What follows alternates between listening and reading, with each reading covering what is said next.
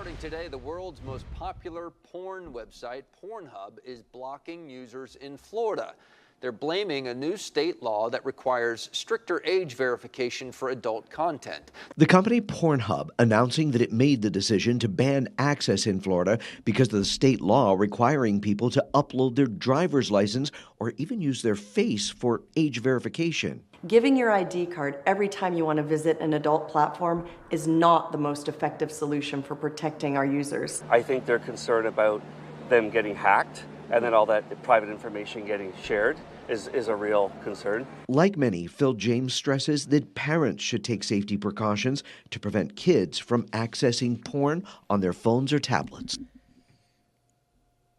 While we are thinking about our friends and family suffering out on the West Coast as a result of these just tragic and biblical fires, Florida is suffering here as well. Yeah, we're going through a bit of a dry spell. Pornhub has pulled out of the state of Florida. This new law came too soon. Too soon. For and it was a hard pullout. It was hard. It was super hard. Super hard. And we are having a wonderful time here with comedian Nery Saenz. WhatWasHisName.com. Yeah. Go to his website. Watch his free comedy special on YouTube. Get tickets February 23rd. He's at the Dania Improv with Brittany Brave. With Brittany Brave, yeah. Who is locked in a closet here. No! We'll talk about that later with Julie K. Brown, the award-winning journalist who exposed the Jeffrey Epstein story. Will be joining us with the most chilling, creepy horror movie-like story of the year coming out of Miami Beach, of course. But speaking of coming out of Miami Beach, Pornhub. Now here's the thing I will say about Pornhub. You can go in the back door. Yes. I don't know if you know about this. There is a thing called a VPN. Apparently, it stands for Voluminous Porn Now. Of course. But a VPN conceals. It's like the J.G. Wentworth of it's the J.G. Wentworth of porn. It's like, I want my porn and I want it now. It conceals your location so you can. It's kind of a workaround. And by the way, interest or demand for VPNs in Florida has surged 1,150% because people are Googling like mad. Like, how do I get away? Reach around, if you will, this firewall that we have here. And so, Roy, you haven't contributed one pun, Roy. I know you want to get in on this. No, I'm just in the button. Yeah, this is kind of it's a threesome. Yeah, let's sort of double team it. Let's stuff it from all sides. No.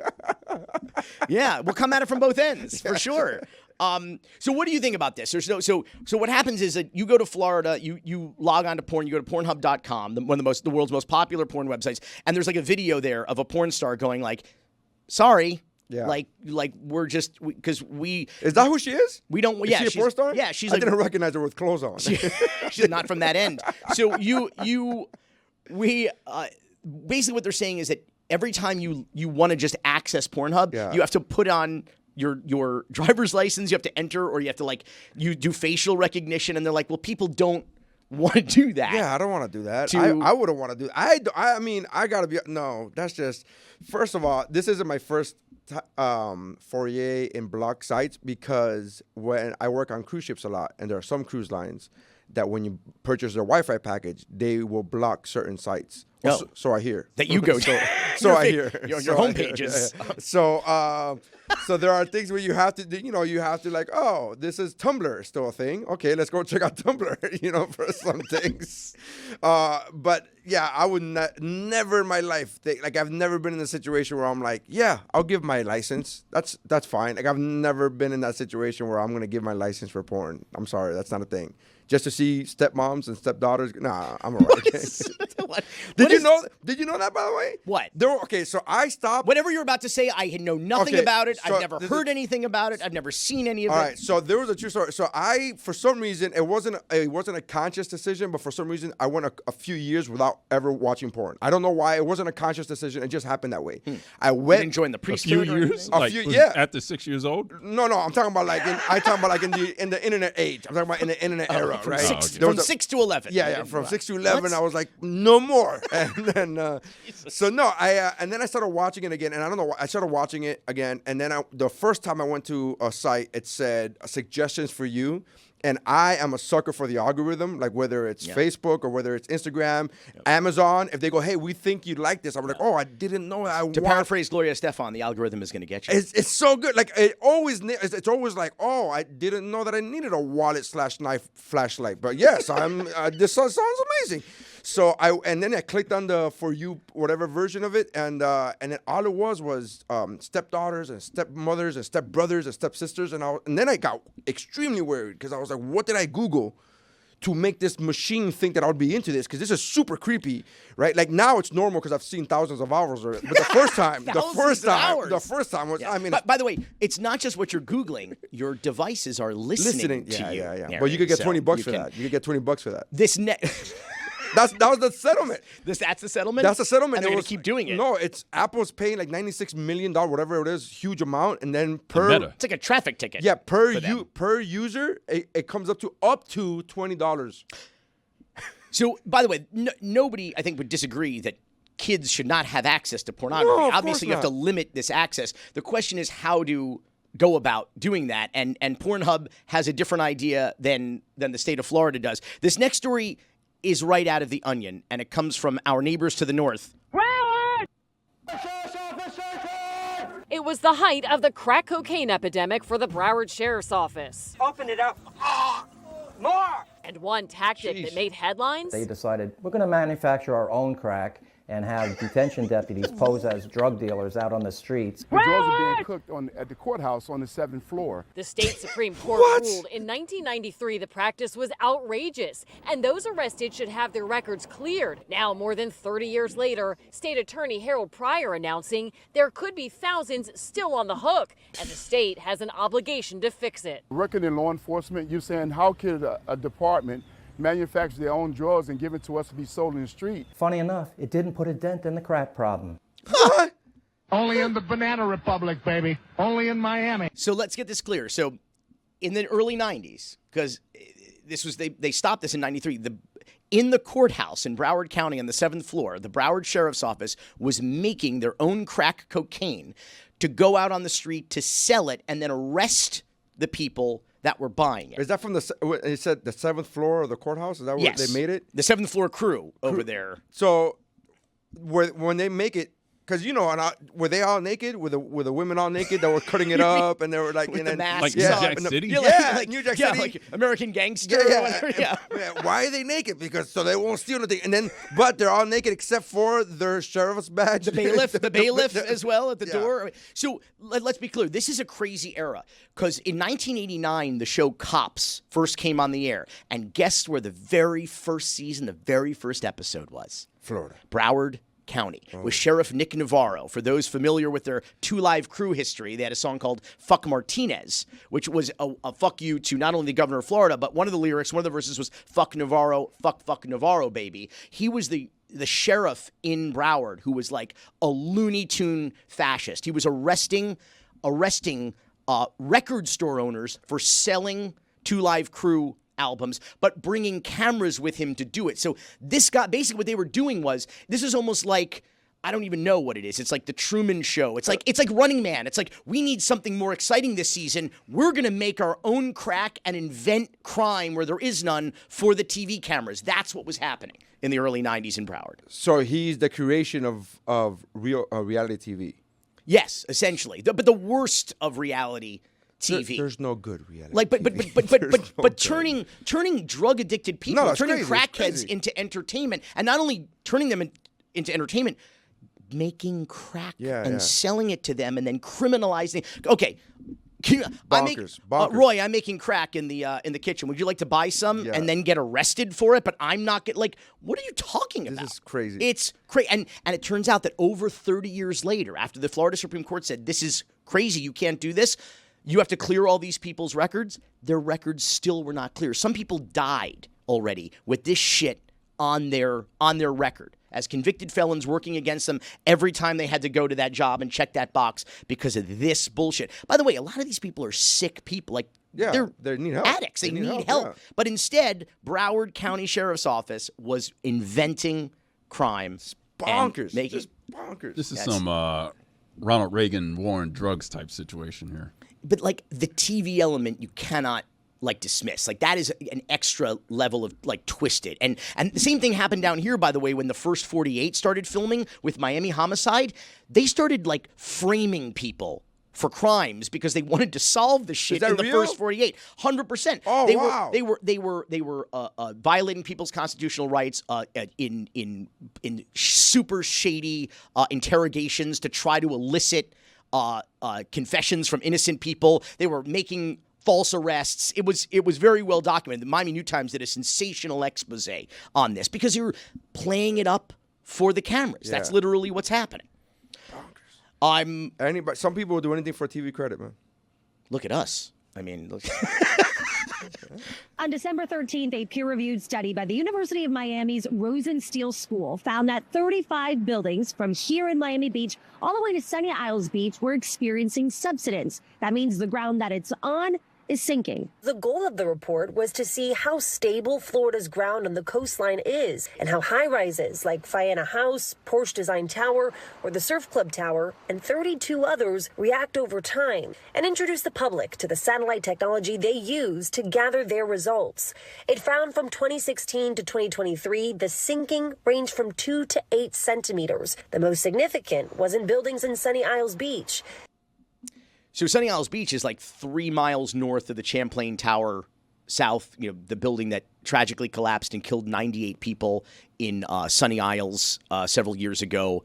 And this study from the University of Miami, peer-reviewed, published in a scientific journal, looked at some of these buildings and said this so-called subsidence, which is a common phenomenon. Buildings are apparently supposed to kind of settle in after they're built, but the Leaning Tower of Porsche, I mean, what are we you're talking about like buildings where condos sell for 9 figures or 10 figures, or like 8 figures. You're talking about multi-million dollar. You're talking about in excess of you're talking about billions of dollars in luxury real estate up and down the coast of Miami-Dade County that are sinking. But hold on. So how much time? Like it said 8 centimeters or 3 centimeters? So between 2016 and 2023, they use like satellite technology. Right. They use a bunch of technology as much as 3 inches. And the experts, the scientists have said that's unexpected. It seems to be happening deeper and faster than they would want. I'm trying really hard not to do these jokes. So I'm trying really hard. You're saying 3 inches harder and faster. And I'm like, Harder. Well, but enough about Pornhub. Yes. Yeah. But this more is like Punhub. But these are I don't have your cart. Come on. Yeah, that was about right. So this is obviously alarming, not only because the value of this real estate, but some of these are kind of like they're not old buildings. Like some of they're different ages, but and here's the thing to keep in mind, like in Miami Beach, especially Barrier Island, you only have water coming from the front, the back, the left, the right, above and below. Right. And what's also happening is, particularly in Sunny Isles, why this is so bad is that at the turn of the century, Sunny Isles became the condo canyon capital of the world. It is one of the most densely populated high-rise condo enclaves in the entire world. And what happens when you do that on the porous limestone and reclaimed wetlands of a barrier island like Miami Beach and Sunny Isles and Bal Harbor and Surfside, you know what happens? You're firing pilings into the ground. You're creating seismic events in the construction of these buildings. And what happens? You're shaking the ground. One of the focal points of the investigation into the Champlain Tower South collapse in Surfside, I said Sunny Isles earlier, it was in Surfside, is that there was a brand new giant development condo being built right next door that was shifting the ground because these are, if you've ever seen construction of a high rise, these are, like I said, these are like earthquakes. They're seismic events into the earth that's already unstable as it is, and now you're rocking the foundations. You've seen these condos, like in Sunny Isles, for example. They're like 12 feet away from, I'm exaggerating, but like they're right on top of each other, all these buildings. So you're not impacting just the ground under the new building. You're impacting the earth around all these other buildings. Yeah. Go ahead, do the jokes. No, I was going to say, this is the biggest rich people problems I've ever seen. This is like that. Yeah. You know you know where this is not happening? Sweetwater. You know what I'm saying? Like, this is not happening. Yeah, Alapata. This isn't happening in Cooper City. Like, it will be happening in Alapata soon enough. They're going to gentrify the fuck out of Alapata pretty soon. But no, you're right. This is like luxury condo kind of problems. But and here's the thing. In Florida in general and Miami specifically, particularly the luxury real estate market, we are immune to logic and sanity and reason. So you would think that news like this, people would be like, well, maybe I'm not going to spend $3 million cash of flight capital that I'm laundering from Venezuela in one of these buildings. Nobody seems to give a shit, dude. The prices aren't coming down. Do you see who our president-elect is? Nobody, like the whole country, nobody cares about logic.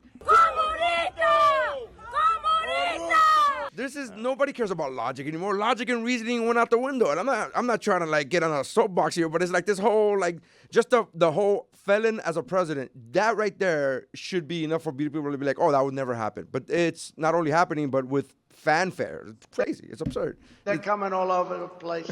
But enough about Pornhub. Oh my! Is it only Pornhub? That's a really. Is it only Pornhub? Interestingly, Pornhub says that in their defense, they say that they have a lot of sort of layers. Wiggle room?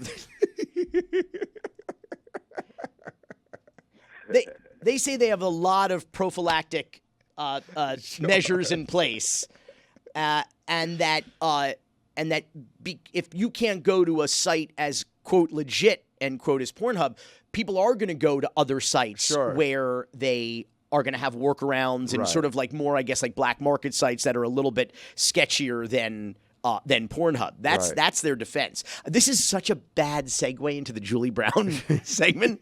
This is like, we can't. This is such a bad segue. Can I ask you a question? Real talk. Can I ask you a question? You as a documentary filmmaker, right? And and I'm not. This is not just me blowing smoke up your ass. As like a premiere, like. But enough about Pornhub. No, as a premiere. He did that. If you're not watching at home, Nery did that himself. Yeah, he did his own cart. As a premier top shelf documentary filmmaker, is there part of you that when you hear some crazy absurd story, specifically in Florida, because that's your bag is in Florida, is there a part of you that goes, oh, yeah? Like, do you do that whole thing, like rub your hands, like, yes, a new film, another Emmy? Like, do you do this thing where, like, you get excited over that? Because the worst, like, I have a friend who's a journalist for a local news station, and I've known her since she was in high school. And whenever she posts on social media, she posts these horrific stories of crimes that are awful. But I have to because she's my friend, and I feel really bad about liking these stories. I'm like, oh, there's 3 people murdered, and I'm like, and I just feel guilty, but I have to do it to support her. And like, so do you as a filmmaker go, yes, I'm gonna make a film out of this? Well, I'll say this. This is more in like the reality show world than nonfiction filmmaking that we do. But like, certainly in reality shows, like the worst kept secret is like the worst day your subject is having, the better day you as a producer are having. But like a lot of those are sort of scripted and make-believe anyway. Certainly in our world, I'm reminded of my friend Jim DeFeedy, outstanding journalist and at CBS Miami now, who says, listen, Bill, when it comes to elections, whoever wins, we win. Because we either get better government or we get better stories. Sure. So there is something to be said for the almost Schadenfreude kind of nature that you're talking about. But what I will say in terms of getting excited, I don't really get excited about it. I go, goddamn, another tragedy. Like, is this a story worth telling? And is it a uniquely kind of only in the Banana Republic, baby. Only in Miami. Kind of a story. But I will say this, like, one of the things, now that Pornhub is gone, one of the things that gets me off are these bright line crash videos. That's what I sit at home. That's what I sit at home watching all day. He was able to fit it in. He was able to fit it in. Fit it in, but enough about Pornhub. By the way, we still haven't solved the problem of segueing into the sex. I was helping you. Just did. I was helping you with the whole the worse the crime, the better the documentary, and then we're gonna segue into that. But I was segue right into it, hard and fast. Hard and fast. You can't go slow. You can't loosen it up. You got. Happy New Year. By the way, is it too late to say Happy New Year? I still say Happy New Anus. That's my whole thing. Oh yeah, we've been doing that all week. All week, baby. All week. Happy. I tell people there's an Enye. Speaking of Pornhub. There's an Enye in that? If I don't sure is. Listen, if I don't see you if the first time I see you this year is in July, I'm saying Happy New Year. I don't care, man. Okay, well, that's an interesting question. So what is well, first of all, I would say certainly this week it's not too late because the first day of the year was actually January 6th, was this Monday. So like certainly if I saw you this week, I'm going to say Happy New Year, but there's something happy to be anniversary. said. Or happy anus. Is there something to be said for the first time you see an old friend in January? Yeah. You can say it. What is the cutoff? I don't think there's a cutoff. If I don't see you, I can say Happy New Year. But not a stranger. Like if you got picked up by Not an a Uber driver, stranger, and an no. Uber driver said it's January 15th, is like Happy New Year. You'd be like, this guy's been in a stupor for like 2 weeks. He's been unconscious and just woke up and picked me up. No, my Uber driver just gives me medical advice because he's a doctor somewhere. So no, I don't. Other than that, I'm not saying Happy New Year. So what is the cutoff? It's like, Martin, when can I see you for the first time this year? If we're friends, I'm telling you anytime this year. Anytime. If it's a July. That's crazy, man. though. I don't know. Why? Happy New Year. Maybe February 1st in a leap year. Happy New Year. I'm saying it all the time. I'm saying it just because I know it bothers some people. You're saying just some people are like, dude, it's January 24th. And I'm like, I don't give a flying rat. What about Martin Luther King Day? Is that a good, like... The first major federal holiday. Right. What is that? Is that Martin Luther? That would be Dr. King. Yeah. Dr. King Day. And this year will be the last ever Dr. Martin Luther King Day. We can say that now. Met them on Tinder. You met them on Tinder. Yeah. How old are they? Huh? How old are they? 18. They showed me their IDs, yeah. Okay, what's their name? And I haven't touched them, but introduce you to them. Can you bring them over here, please? Their stuff. I don't know where they could have gone unless they're hiding in the closet or something. I don't know what they'd be doing there. Yeah, they are. They there? Yeah. How you doing, sweetie? Why are you hiding? All right, what's your name? Francesco? Tell these guys the truth because your guys are in trouble. And Do me a favor, go hang out with my coworker over here. Huh? You need to step out. Okay, you too. Girls, I told them the truth. Tell them the story you told me because that's all I know. And don't get me in trouble for any of your bullshit because all I try to do is help you. That was the voice of Dr. Jeffrey Camlett, a Miami Beach doctor, studied at the medical school in Guadalajara, by the way. Kind of became one of these sort of concierge doctors that takes cash from high net worth or high profile or powerful people. This is kind of like our documentary Screwball about Tony Bosch and the biogenesis steroid scandal with A-Rod. Like he's this weird kind of character in Miami Beach. Got a little bit of a criminal record was a recovering heroin addict apparently. And what you heard there was body cam footage from Miami Beach police officers in April of 2022 who came looking for a runaway 16 and 17-year-old girl, two girls from, I think, Broward, whose parents were looking for them. They located them by their cell phones, and the police found them, which you just heard, in the closet of this guy's then 67-year-old man's Miami Beach condo. It is one of the most chilling, creepy stories I've heard come out of Miami in quite some time, which is a real achievement. And of course, it was unearthed by none other than Julie K. Brown, the investigative journalist from the Miami Herald, famous for outing the Jeffrey Epstein sex trafficking story and ensuring after a Sweetheart 2008 plea deal that he made that he was ultimately brought to justice. Julie is joining us now. Julie, this story is crazy for all the wrong reasons, but not the least of which is that this feels like a similar case of injustice because one of those two girls on that video that we saw and heard was later found dead in a canal. And nobody really knows how she was killed. And more importantly, all of the charges against this guy have been dropped, basically, all the state charges anyway.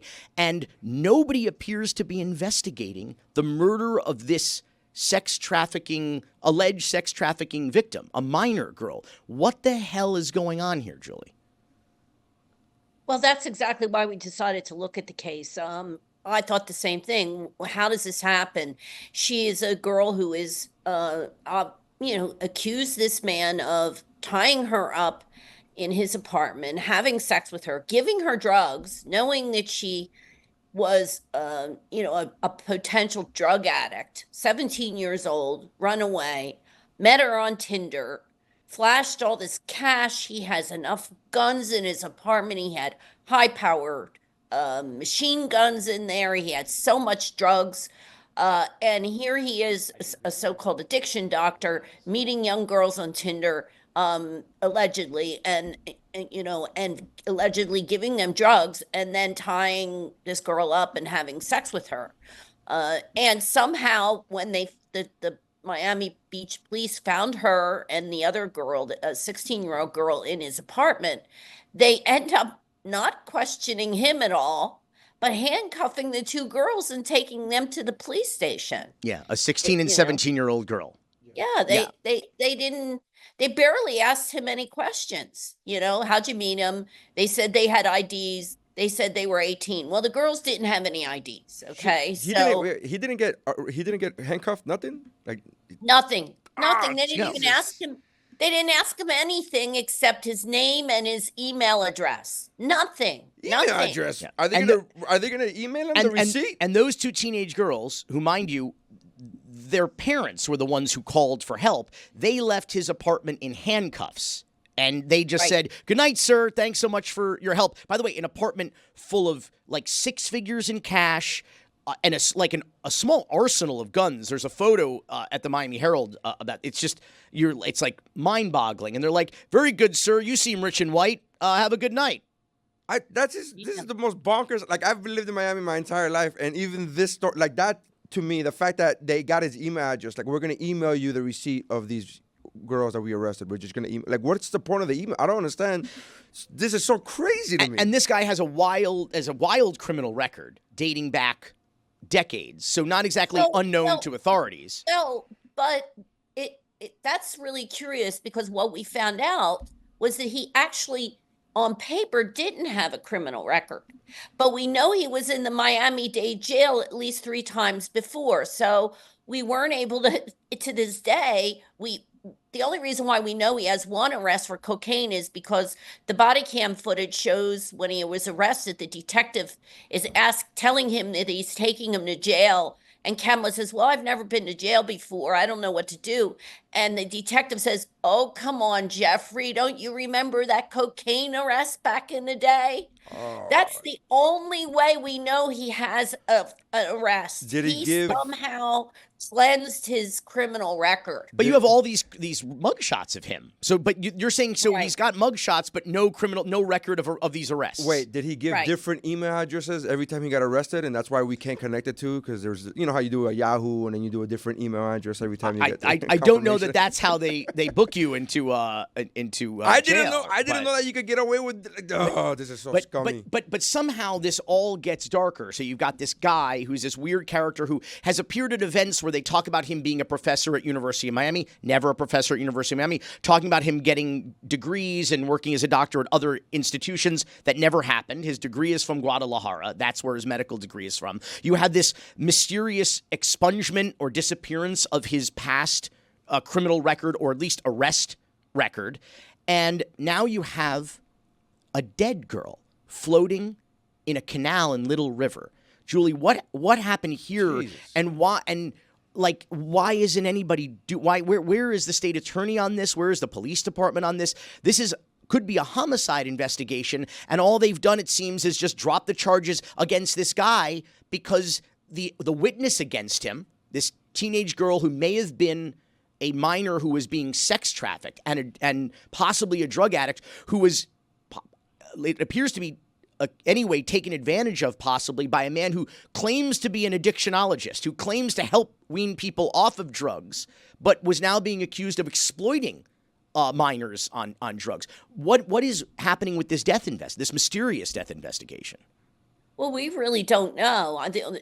What we do know is that they haven't questioned her mother. They haven't questioned her father. They haven't questioned the other girl that was her friend. We really don't know if anybody that they've questioned in this case. They have sort of just kind of wiped their hands of it and said, well, the death has been ruled undetermined. And so they can't figure out that, which means she didn't drown. And let's just say she did take an overdose. She didn't put herself in the river, okay? Right. So, and I'm sorry, I think it was found that there was no water in her system, meaning medically she did not drown. Right. She did not drown. Right, so it's not like she OD'd and then fell into the water and then suffocated or drowned to death. We have someone who was clearly, according to the medical records, dead before she hit the water, and nobody is investigating this. Catherine Fernandez-Rundle, who has masqueraded as the hero of sex trafficking victims and exploited minors, and where the hell is she on this? Because her office has a really spotty, at best, record about defending, I should say, her office themselves exploiting women who may be sex trafficking victims by basically claiming that, well, they can't be trusted or believed, or they're not credible because they might be sex trafficking victims. Jesus.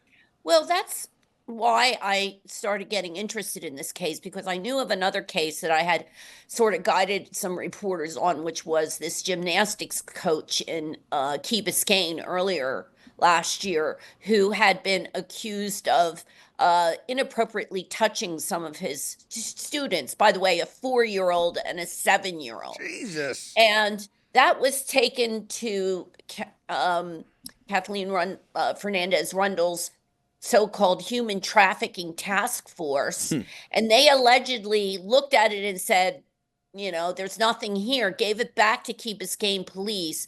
And then we started investigating and found out, wait a minute, there's other girls that had come forward over the years, and they didn't do anything with him either. So here's this prosecutor who boasts about she's doing all this to help sex trafficking victims, when in fact we started seeing cases where they weren't doing anything. And this one especially stood out because the girl, after they arrested Camlet, 3 months later, the girl was found floating in the river.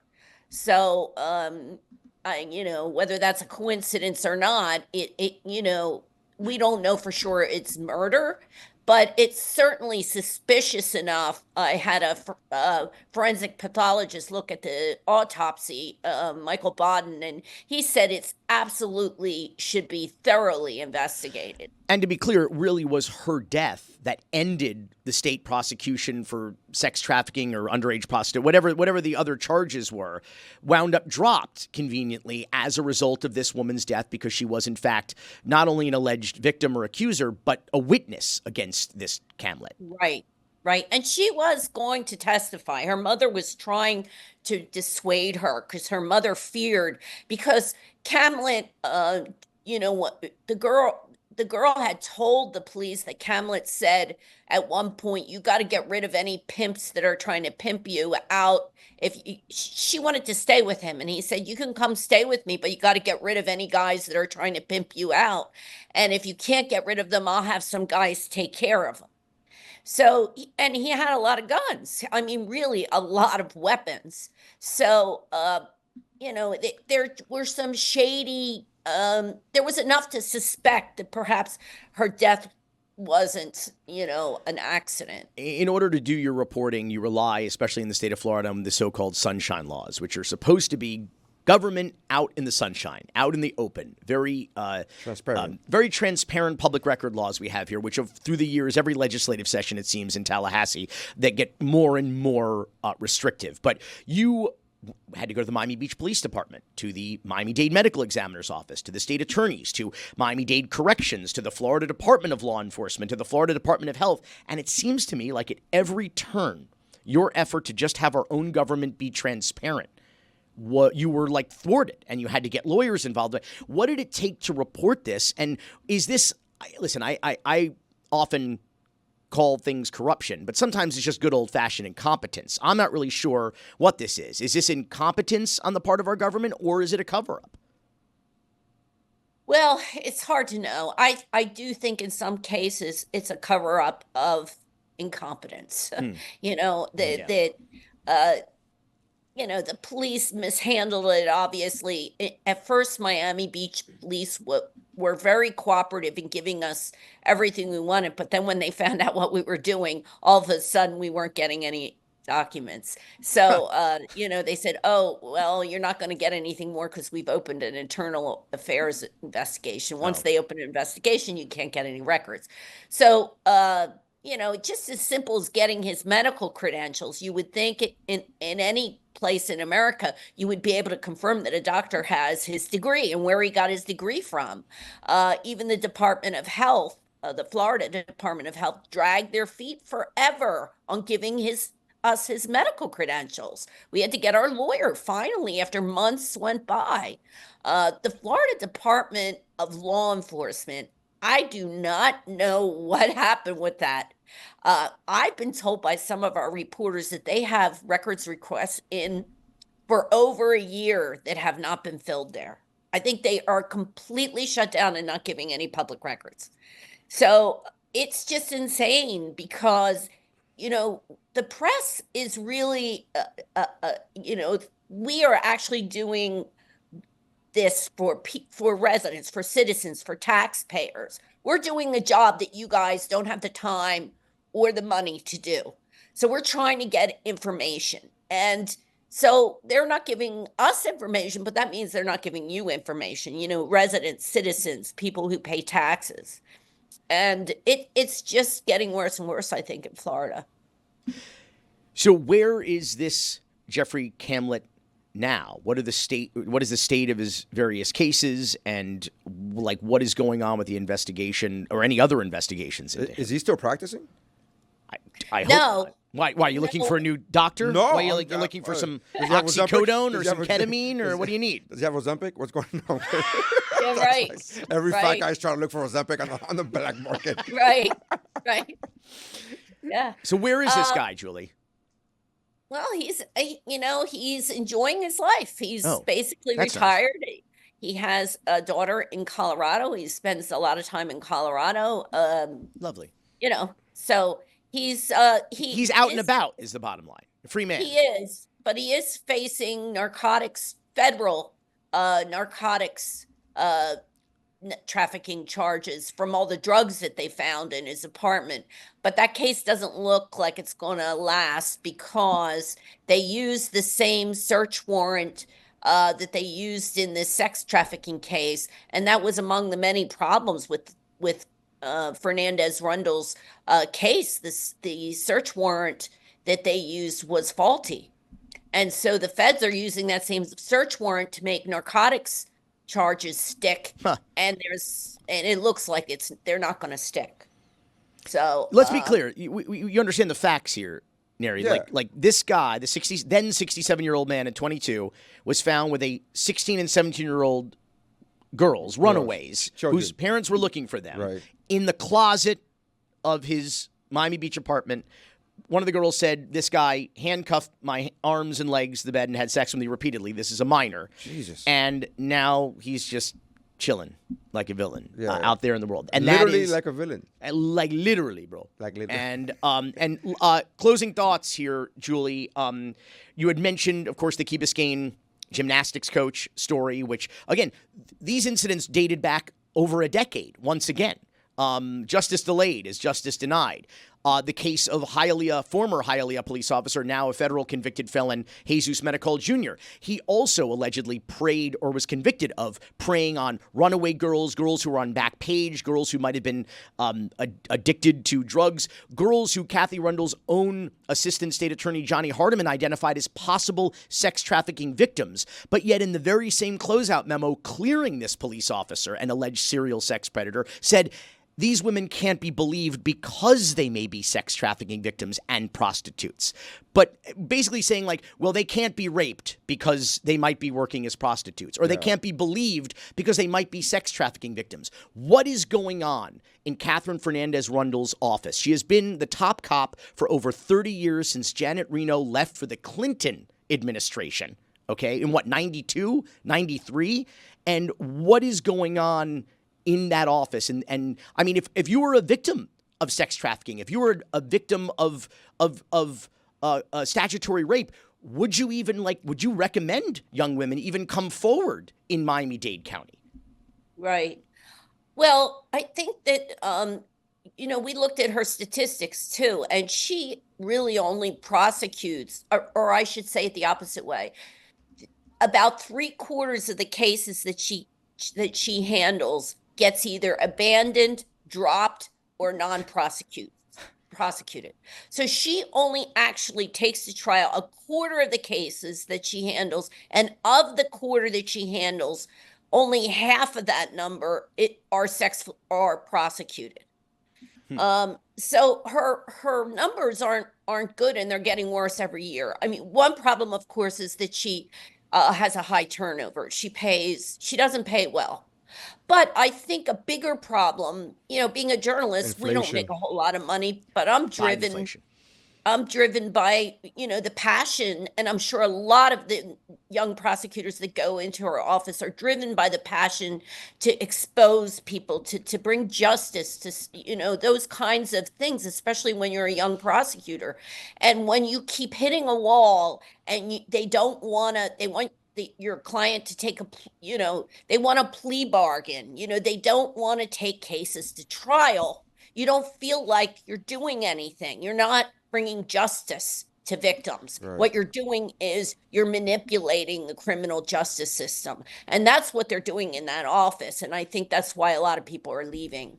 Let me make this clear. That means that over 70% of arrests in Miami-Dade County never move forward, never get prosecuted, meaning all of the, and this isn't just to be fair, a state attorney's office problem. This is a police department problem because they're arresting people on possibly insufficient evidence. They're either defective A forms, arrest forms. So sometimes the prosecutors can't move ahead with cases even if they want to because they're not going to get anywhere because the arrest was not sufficiently processed. And so what you had, though, is all these police officers off the street, not protecting and serving the community, but running down to TGK or sitting with somebody in the back of their car or transporting them. So again, all of these people are getting arrested. They're getting fingerprinting. They're getting their picture taken. They're getting strip searched. They're going to jail. They're coming out of jail. They might have to go to court. They might not, but none of those cases are getting prosecuted. In certain jurisdictions in Dade County, it's over 80 or 90% of felony arrests are not getting prosecuted by the state attorney. So this is a crazy case of not only injustice, but of waste of taxpayer money and resources. And of course, when you're taking law enforcement off the street, making the community less safe for everybody, police officers included. Julie K. Brown, thank you so much. Keep up the great work. Find this Dr. Feelgood story is an incredible piece of journalism, and there's a lot of video and artwork. Go to MiamiHerald.com. Support local journalism and investigative journalism. Julie K. Brown, thank you. Thanks for having me. Thank you, Roy. Happy New Year. Thank you to Nery Saenz. WhatWasHisName.com. Yes. Go watch his new comedy special for free on YouTube. Get tickets to his February 23rd gig at the Dania Improv, and we'll see you back here next week. Cocaine's.